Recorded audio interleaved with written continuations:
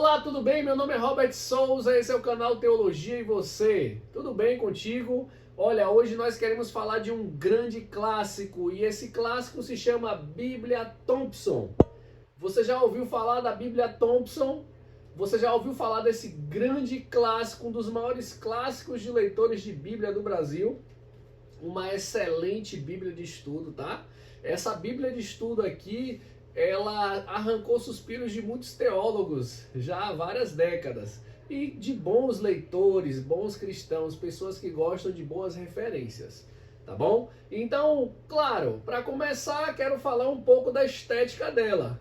É uma imitação de couro, mas ela tem um sintético muito bonito, né? A Bíblia é bem chique. Essa Bíblia aqui já quero agradecer ao dono dela, o meu amigo e irmão Jorge, da IBAN. Ele é uma pessoa fenomenal, um evangelista do reino de Deus. E ele falou para mim, olha Robert, eu tenho uma Bíblia Thompson lá. Eu falei, rapaz, eu tô querendo uma Bíblia dessa para fazer um vídeo já faz um tempo. Ele, não, pode pegar, vou te emprestar. E uma primeira coisa que eu achei interessante nessa Bíblia, meus amigos, é a edição dela, Almeida Edição Contemporânea. Para quem não assistiu meu vídeo sobre os textos, as equivalências formais, dinâmicas, etc., que a gente fala sobre a construção dos textos e qual a melhor edição ou tradução para você, procure esse vídeo aí que você vai ver. A gente coloca, faz boas classificações e diz qual é a melhor Bíblia para o estudo ou para a sua leitura, de acordo com o seu conhecimento, de acordo com aquilo que você está buscando, tá bom? Então essa Bíblia ela faz uma mistura. Essa ideia de Almeida Edição Contemporânea, ela coloca uma tradução de equivalência formal e dinâmica. Por que formal? Porque o método formal de equivalência se restringe fielmente à estrutura gramatical no idioma original, né? Priorizando ao máximo traduzir os textos com a maior precisão possível. Só que ele coloca uma boa mistura, ele coloca a equivalência formal junto com a equivalência dinâmica, que ela vai pegar essa estrutura do original, mas ela se permite em usar alguns textos, algumas palavras, de forma mais objetiva, de forma mais natural, com um idioma um pouco mais ouvido na nossa contemporaneidade, entende?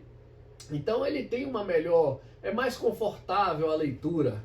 Então ele consegue trazer uma equivalência formal e dinâmica, isso é maravilhoso, gostei muito dessa produção, tá? Então são mais de 100 mil referências por assunto, sendo mais de 7 mil nomes e temas e lugares, tá? Quase uma enciclopédia, ela tem muita coisa, realmente. Agora tem coisas que, por ser uma Bíblia clássica, um pouco mais antiga, tem coisas que a gente aqui, por exemplo, sente falta. Não que não tenha, tem lá no final, por exemplo, as introduções. Você abre, por exemplo, numa introdução de um livro aqui, Êxodo. Perceba, ele não tem como as Bíblias de estudo moderna, que tem toda uma introdução, um panorama do livro, o autor, etc. e tal. Eles colocam aqui do lado aqui, que não é um rodapé, mas no lado tem umas notinhas de referência, que eles vão colocar de forma bem básica. Basicamente assim, ó, por exemplo, aqui em Êxodo, 1700 a.C., aí ele coloca Egito, Jacó, ele coloca algumas palavras-chave, mas ele não vai construir o panorama do texto. Você vai encontrar um pouco disso cá no final. No final ele vai falar um pouco sobre essas construções. Não tem notas de rodapé. Por exemplo, aqui você percebe na página que tem um texto inteiro, tá vendo? Então, por ter o texto inteiro, para a gente que já está acostumado com Bíblias de estudo, bem moderna, atualizada, que tem a metade de versículos e a metade de notas, referências, comentários, você já sente falta logo de cara. Mas você vai encontrar muita coisa legal, um rico suplemento arqueológico, geológico, mapas de Bíblia, são mais de 16 páginas de mapa no final. Depois que você termina Apocalipse, aí começa, né, concordância, enciclopédia, você tem algumas expectativas, algumas questões de teologia, tem um esboço de estudos bíblicos. Eu gostei muito disso aqui. No esboço de estudos bíblicos, eles colocam bem figurativo, tá? A questão da lei, o que une o Antigo e o Novo Testamento. Ele fala sobre o governo, sobre a sociedade. Ele coloca a questão dos livros apócrifos, como os livros de Esdras, 1 e 2, Tobias, Judite, etc. Ele coloca o ponto de vista evangélico. Também traz aqui um bom cronograma sobre todas as traduções da Bíblia, desde as versões antigas, os manuscritos originais, o Códice Vaticano, o Alexandrino, a Vulgata, e ele vai fazendo aqui uma cronologia das traduções. Isso é interessante, tá? Depois ele vem falando um pouco sobre a história da Bíblia em português. Isso é interessante. A questão também das estrelas messiânicas, os tempos. Ele cria uma série de modelos de estudo. E como eu falei sobre a questão do panorama do texto, ele vai colocar os panoramas, as introduções aqui, ó, bem no final. Por exemplo, a gente falou de Êxodo, né? E aí você vem aqui, Êxodo. Aí ele diz, só que são notas rápidas. Esse livro deve ser estudado juntamente com 43:19. O autor e personagem central é Moisés, comumente aceito, né, pela tradição. Tema principal, a história de Israel desde a morte de José até tal. Palavra-chave, ele coloca algumas palavras-chave, período de libertação, ele organiza dessa forma e acaba. Então é bem fraco essa coisa do panorama dele, a teologia do livro, tá? Mas condiz bem com a produção dessa Bíblia na época, né?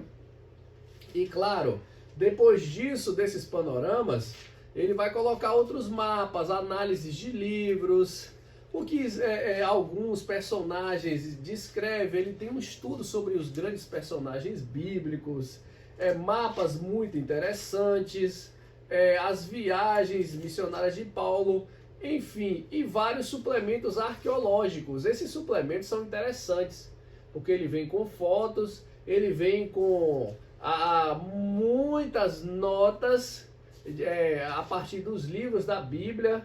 Olha aqui que a gente fala sobre ele aqui, o Carube, né? Que é o querubim dos assírios e babilônicos. Tem muita coisa interessante. E claro, esse suplemento arqueológico, ele traz uma boa produção teológica e também, claro, parece muito com uma enciclopédia. É por isso que parece, né? As pessoas falam que parece com enciclopédia, porque ele realmente tem uma mini enciclopédiazinha aqui, tem uma boa concordância bíblica. Dentro disso, o que a gente pode encontrar mais? Além das biografias e os principais acontecimentos relacionados, né, aos grandes personagens bíblicos, você tem mais de 100 diferentes temas devocionais aqui também, para você que quer fazer uma devoção, um devocional, né, de cada livro da Bíblia, com o contexto histórico, a cronologia e vários outros pontos. Além de tudo, a concordância verbal tem mais de 35.000 verbetes. Então é uma Bíblia excelente, é uma Bíblia que fez história. Muitos irmãos, muitos estudantes gostam muito dela. Indico sim, até por conta da tradução dela ao meio da edição contemporânea. É importante você ter uma tradução como essa, uma como tradução totalmente dinâmica, outra com a tradução totalmente formal, para você ler os textos, comparar qual o versículo fica melhor aplicado na igreja, ou em casa, ou no estudo, não importa. É bom você ter algumas versões da Bíblia e comentaristas diferenciados sobre o tema, para você também comparar e na hora de você aplicar o conteúdo, né, aquilo que também o Espírito Santo te direcionar, você vai estar com uma boa base bíblica, né, e inspirado pelo Espírito para fazer esse tipo de coisa, tá bom? Então a Bíblia clássica, um grande clássico de Bíblias de estudo, super indico, tá bom? E é isso. Quem gostou, tá? Dá um like aí, compartilha, indica um amigo. Bíblia de Estudo Thompson. Valeu!